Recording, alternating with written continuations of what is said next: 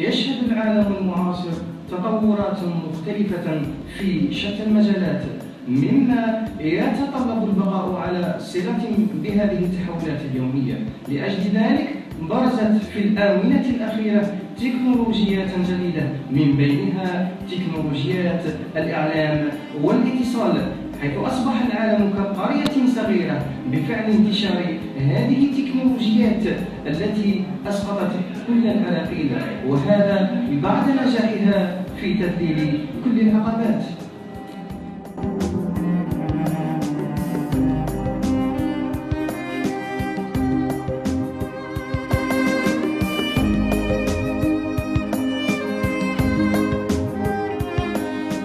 لذا واكبت مديرية الحماية المدنية هذا التطور، مستغلة هذه الوسيلة لإبراز مهامها، إذ قامت بتجنيد وسائل بشرية ومادية.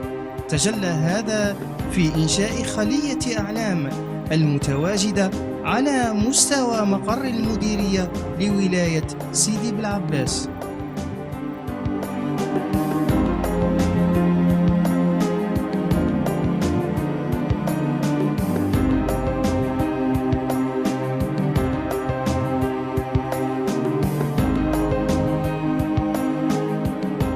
حيث يشرف عليها ضابطا مكلف يقوم بالتغطية الإعلامية لمختلف الأحداث التي يشهدها القطاع، إضافة إلى فرقة تصوير يكمن دورها في نقل صور حية عن جميع التدخلات والحملات التحسيسية من موقع الحدث، بتقنيات وعتاد جد حديث في مجال الإعلام والاتصال.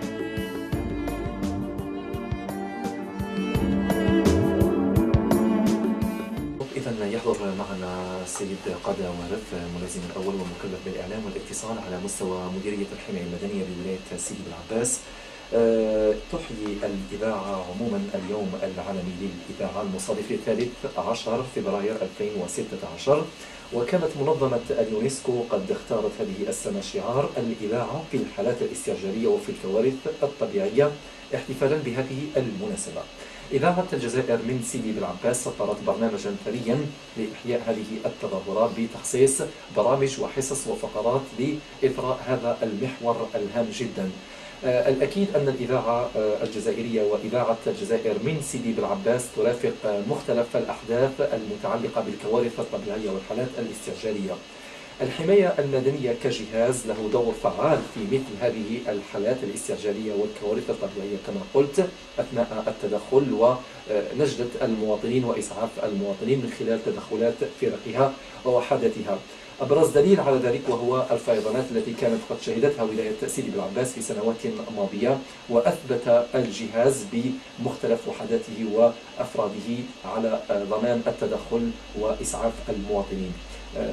إطلالة وجيزة السيد قادة وارث بخصوص تدخلاتكم والتعاون الذي تقدمه الإذاعة لمصالح الحماية المدنية أثناء التدخل والمرافقة، وكذلك إطلاع المواطنين بكل المستجدات. بسم الله الرحمن الرحيم. أولا نشكر إذاعة سيدي بالعباس على هذه الدعوة. كما يعلم الجميع أن الإذاعة الجهوية لولاية سيدي بالعباس ومختلف وسائل الإعلام تعتبر همزة وصل بين الحماية المدنية والمواطن الكريم، إذ بهذه الوسيلة الإعلام نستطيع تمرير عدة رسائل متعددة، منها على سبيل المثال وليس الحصر تقديم نصائح وإرشادات حول الوقاية من حوادث مرور، تقديم نصائح وإرشادات حول الوقاية من أخطار مادة الغاز لما تخلفه من خسائر البشرية، وكذلك تقديم نصائح وإرشادات للفلاحين لضرورة المحافظة على الثروة الغابية. نقول أن الحماية المدنية دائما وأبدا لها اتصال دائم مع الإذاعة الجهوية ومختلف وسائل الإعلام، وذلك بتقديم مختلف الأحداث التي تقع على مستوى الولاية، وكذلك الإحصائيات الحوادث بمختلف أنواعها. فلولا الإذاعة والوسائل الإعلام ووسيلة الاتصال اللي هي منبعثة من قطاع الحماية المدنية وهذا الاتصال دائم، لكان هناك ما يعرف بالتأويل للحادثة أو الظاهرة. في حال التأويل يطرح ما يسمى بالإشاعة، والإشاعة كما يعرف الجميع فيها الزيادة وفيها النقصان. لهذا نشكر دائما الإذاعة الجهوية لولاية سيدي بلعباس ومختلف وسائل الإعلام لتمرير الأحداث كما هي الموضوعية دون زيادة ونقصان، وهذا حتى يطلع عليها المواطن الكريم بكل مصداقية. شكرا جزيلا سيد قادة وارث، الملازم الأول والمكلف بالإعلام والاتصال على مستوى مديرية الحماية المدنية.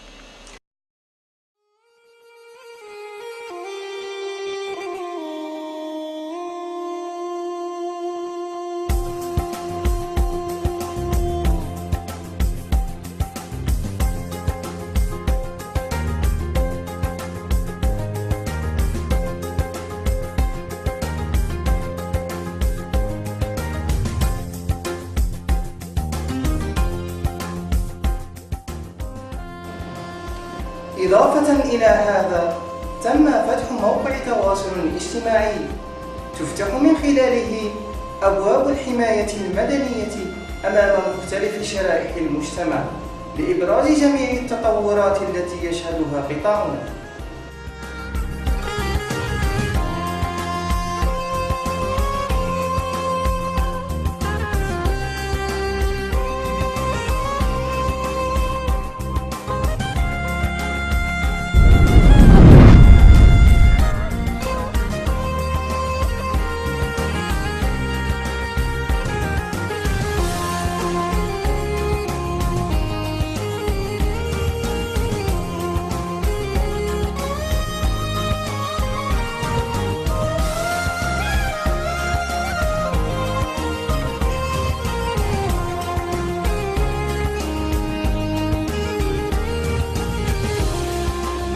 وفي نفس السياق تستعمل مصلحة الوقاية نظاماً جديداً يتمثل في نظام المعلومات الجيوغرافي سيغ، الذي يمكنها من تجسيد مواقع وحداتها ومواقع المناطق المهددة بالأخطار المختلفة، وهذا بالاعتماد على الصور المأخوذة من الفضاء.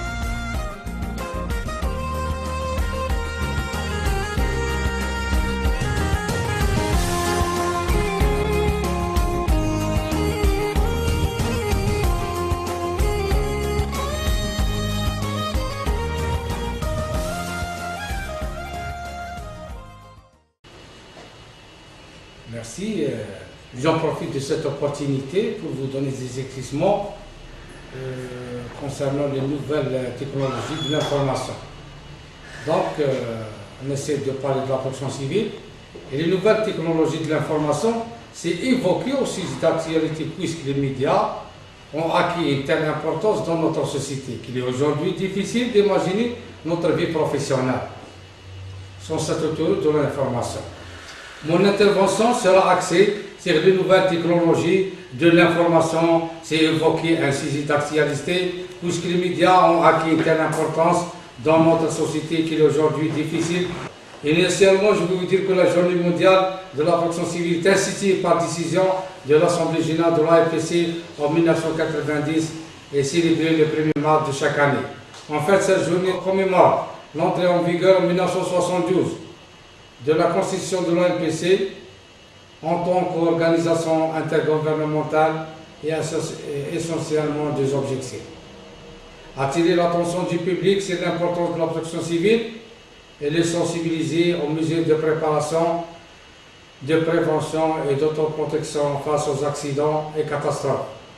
Rendre hommage au personnel des services nationaux chargés de lutte contre les catastrophes par leur effort, leur sacrifice et leur réalisation. Dans cette optique, les Journées mondiales sont l'occasion d'organiser une série d'événements nationaux, colloques, conférences, débats radio et télévisés, portes ouvertes, prévention des catastrophes et exercices de simulation. De plus, c'est une occasion de faire le point sur le développement du structure de la protection civile ainsi que l'équipement et les moyens techniques disponibles. L'ONPC a choisi pour 2016 la protection civile et les nouvelles technologies de l'information comme thème générique aux activités de la célébration de cette journée dans les pays membres de l'Algérie. Par ailleurs, La médiatisation dans leur domaine qui nous occupe représente un moyen de diffusion, de transmission et de communication d'une information et de sensibiliser les citoyens, notamment sur les différents risques dans le cadre de la protection des personnes et des biens à travers le territoire national, notamment dans les régions les plus reculées. Je ne manquerai pas à vous tenir informé que les médias constituent un partenaire efficace de cette institution que dirige le colonel Moustapha Labiri, qui est d'ailleurs une source d'information accessible, sachant bien que le développement des technologies de communication et les réseaux des médias de grande portée ont modifié nos modes de vie. Parlons un peu sur l'historique des médias. Le mot média vient du latin medium qui signifie moyen au milieu.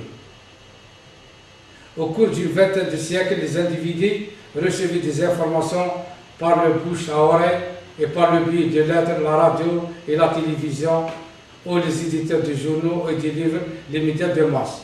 Aujourd'hui, le développement des technologies et la disponibilité croissante de l'Internet ont accéléré et brouillé la différence entre les lecteurs et les récepteurs de l'information. Les flux d'informations sont dorénavant étendus, diversifiés, réversibles et accessibles, les médias numériques et électroniques. Le rapide développement des technologies de l'information permet de visionner le temps réel, non seulement les matchs de football, mais également les incidents violents qui ont lieu à côté de chez nous ou à l'autre bout du monde. En effet, l'usage de nouveaux outils technologiques de l'information et de la communication soulage bien souvent le labeur des différents services de la protection civile qui est devenu indispensable, permettant d'obtenir des résultats dans la protection des personnes et des biens. Je ne manquerai pas de mettre l'accent sur l'importance de la sensibilisation dans l'action de prévention qui est justement la base de notre mission, qui permet de réduire et de limiter les pertes de vies humaines et les dégâts. On ne peut accomplir cette mission sans la contribution principale des médias partenaires privilégiés et de la protection civile. Merci de votre aimable attention.